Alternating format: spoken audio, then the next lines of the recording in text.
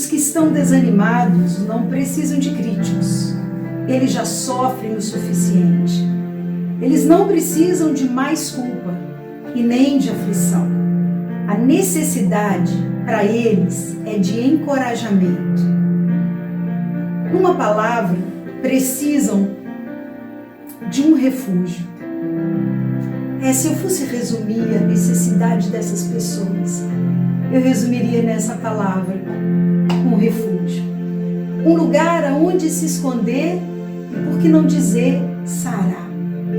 Alguém disposto, afetuoso, disponível, um confidente, um companheiro de armas. E você não está conseguindo encontrar um? Por que então não compartilhar desse abrigo de Davi? Sabem? Davi o chamou de minha força, minha rocha, minha fortaleza. E quanto a nós, nós o conhecemos pelo nome de Jesus. Vem para o abrigo.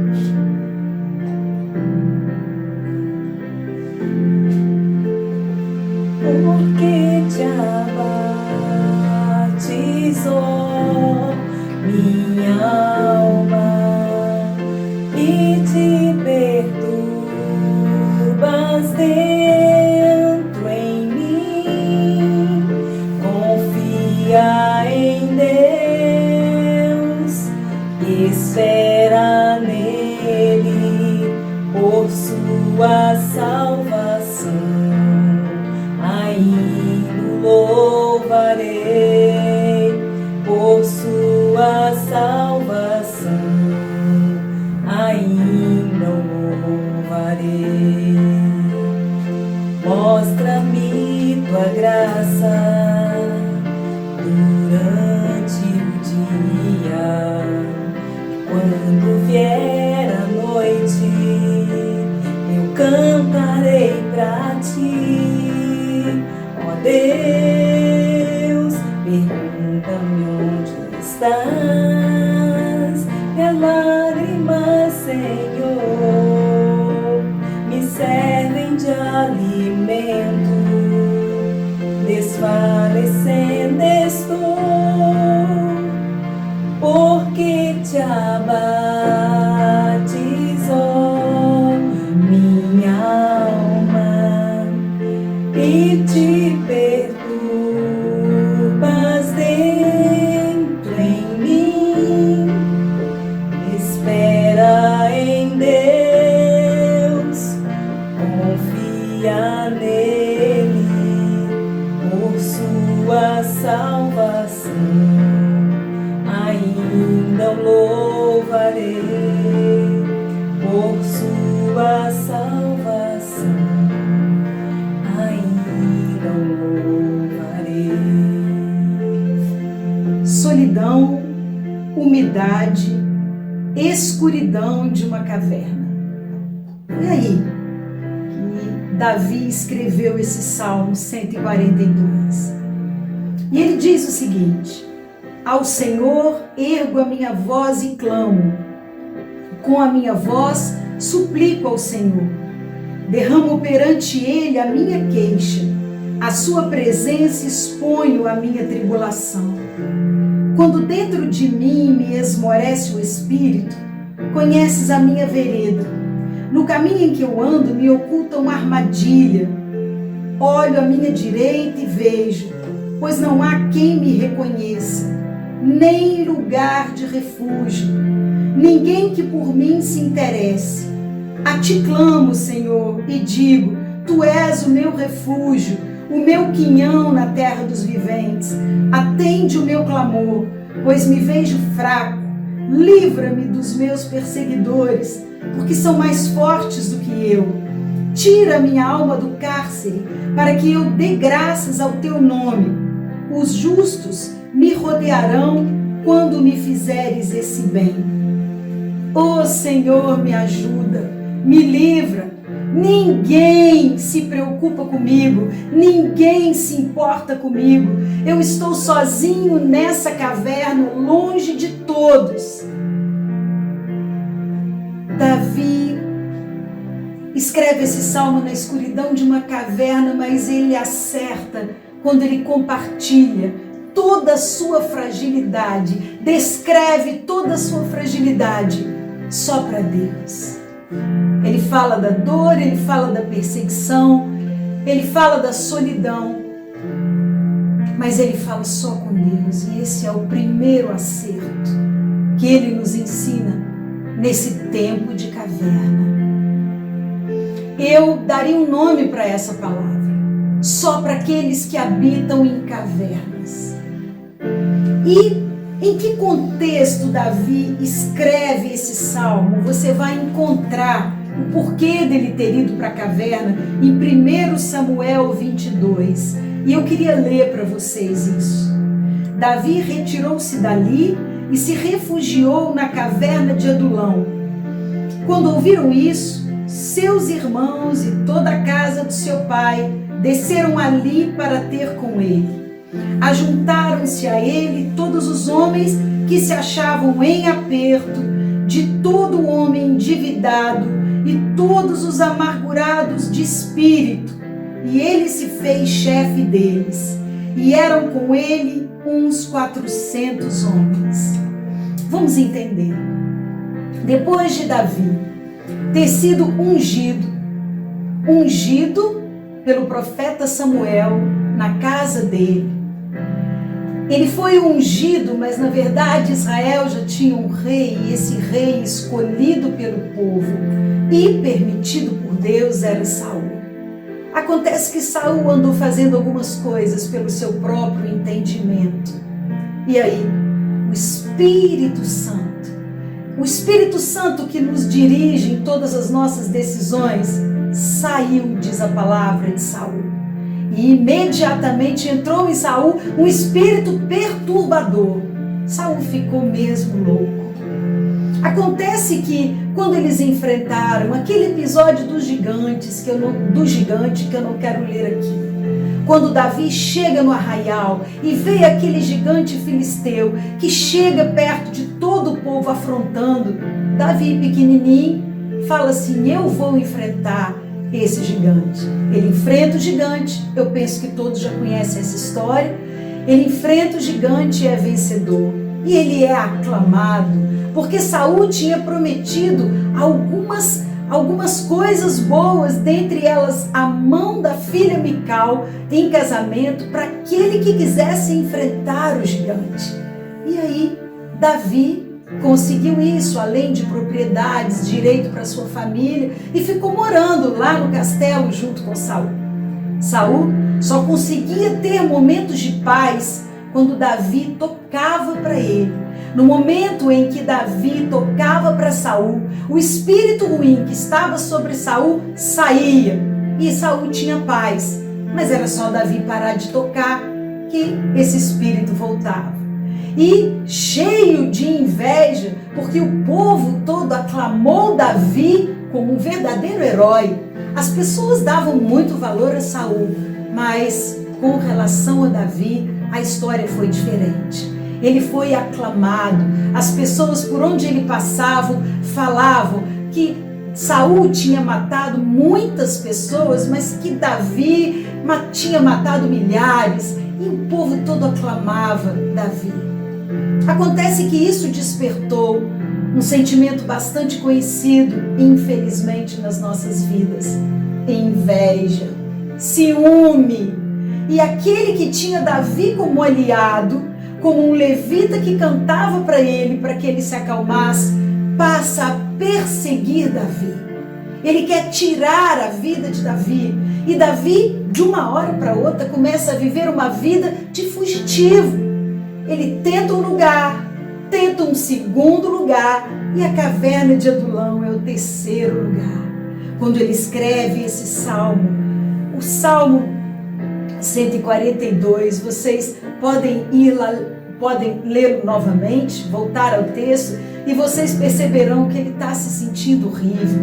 E ele reclama da solidão, mas ele conta com Deus. E ele fala para Deus tudo que ele está sentindo.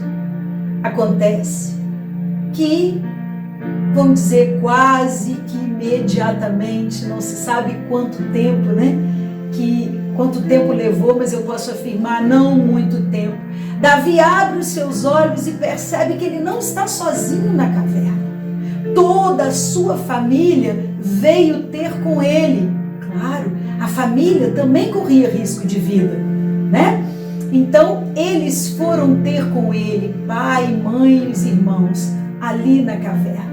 Só que além da família de Davi, juntaram-se a ele mais 400 homens, com um currículo excelente. Eu acho que um currículo que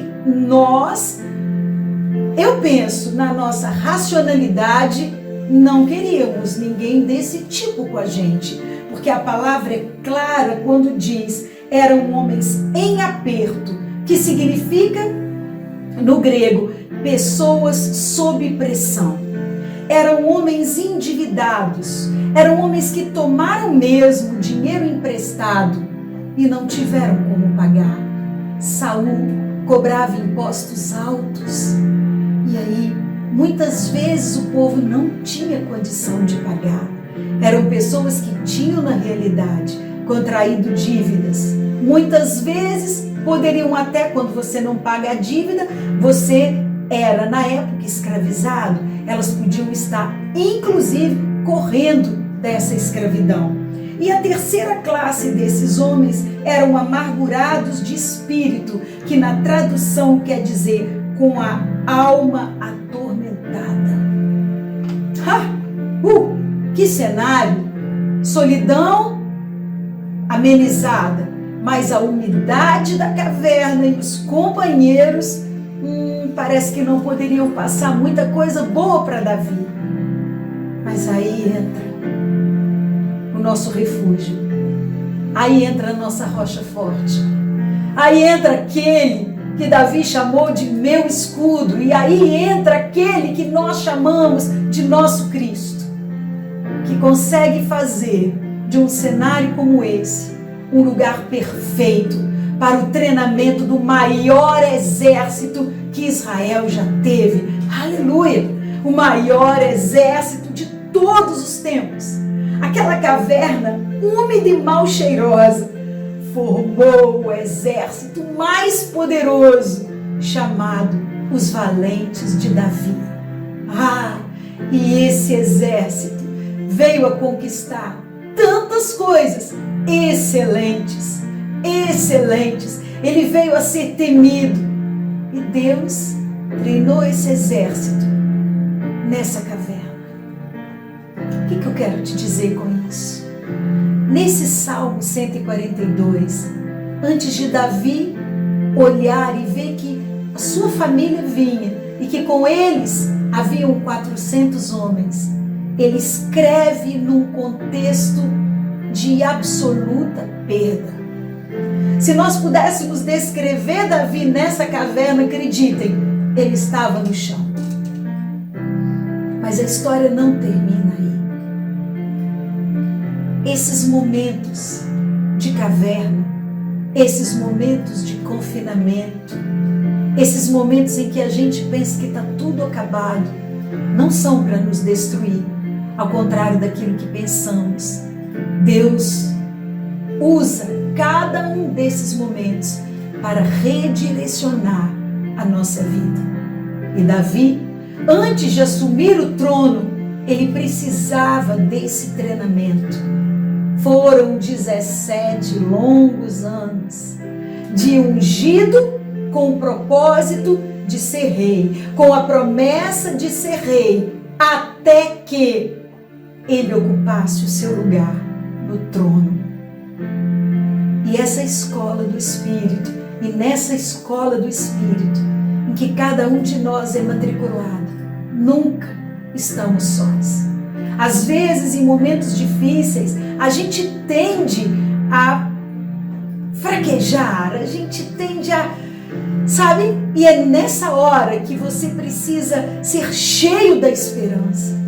É que nessa hora, quando você se sente só e desprovido de recursos, principalmente depois de ter brilhado um tempo, como Davi, depois de ter vencido o gigante, Queridos, nesse momento que você pensa que está tudo acabado e você olha para o alto, porque você pensa que está tudo acabado, porque você está olhando para o horizontal.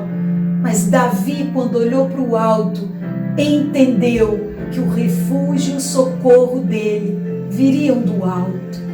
E nesses momentos difíceis em que a gente pensa que está tudo acabado, a estratégia que temos é olhar para o alto, sermos cheios dele, renovarmos a nossa esperança nas promessas dele. Eu desacredito que Davi, naquele momento na caverna, tenha se lembrado pelo menos de que um dia o profeta Samuel ungiu. E se acontecesse com cada um de nós, a gente poderia ter até murmurado: para que aquela unção? Para eu estar aqui na caverna? Não devemos fazer isso.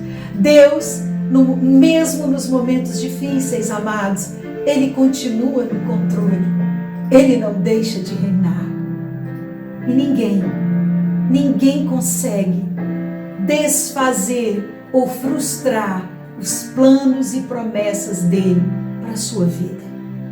Portanto, eu quero dizer que essa história em que esse melhor exército e mais forte exército que Israel já viu, esses valentes de Davi, essa história começou com tristeza.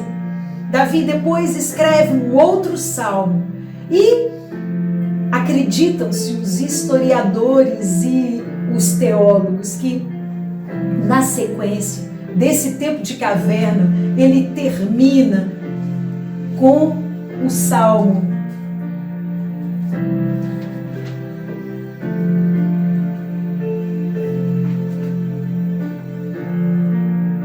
33.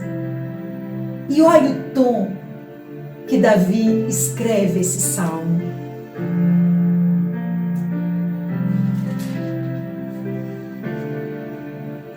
Em ti, Senhor, me refugio.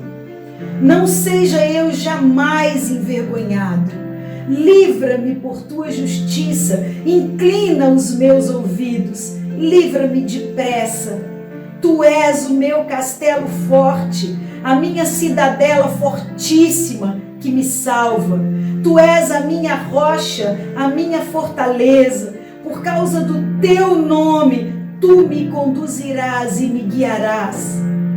Tirar-me-ás do laço que as ocultas me armaram, porque tu és a minha fortaleza. Nas tuas mãos entrego o meu espírito. As mesmas palavras que Jesus pronunciou na cruz antes de morrer. A cruz para todos era um escândalo, era uma vergonha, mas ali o nosso Cristo vencia a morte e nos dava de novo o direito à vida, o direito que nós perdemos em Gênesis, o direito que nós perdemos quando o primeiro homem escolheu comer não do fruto da árvore da vida, mas do conhecimento e da morte. O Senhor disse: nas tuas mãos entrego o meu espírito. Aleluia! Aquilo que parecia desonra era honra, aquilo que parecia perda era ganho. A caverna, os tempos de caverna podem até parecer para nós tempos muito difíceis e de extrema escassez. Mas o Espírito Santo nos conduz em vitória e para o cumprimento das promessas de Deus. Portanto, eu não sei se você está vivendo um desses tempos.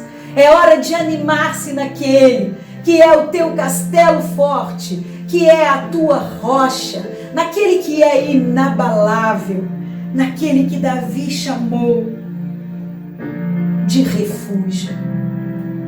Venha para o refúgio. Esse refúgio é o lugar mais seguro que você pode ter para a tua vida. Nesse lugar de refúgio, Deus cuida de você com um carinho que você não consegue imaginar. E lembrem-se, quando Davi escreveu o primeiro salmo, ele escrevia se queixando de solidão. E Deus juntou muito mais de 400 homens a ele. Venha para esse refúgio. e deixa Deus cuidar da sua vida. Ele tem propósito.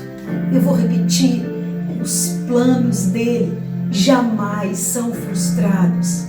O nosso amado reina. Venha para o refúgio. É desse lugar que você precisa. E deixa que o Espírito Santo de Deus te conduza em vitória e em cura. Sabe como ele termina esse salmo? Amai o Senhor, vós, todos os seus santos. O Senhor preserva os fiéis. Sede fortes e revigore-se o vosso coração, vós todos que esperais no Senhor. Leva essa palavra para a sua semana. Sede fortes e revigore-se no Senhor. Enche o seu coração do vigor da vida de Deus. E quem pode fazer isso para você, e tenho certeza, terá o maior prazer de fazer isso, é o nosso maravilhoso Espírito Santo. Deus te abençoe e te conduz em vitória. Minha alma, e te perturbas dentro em mim.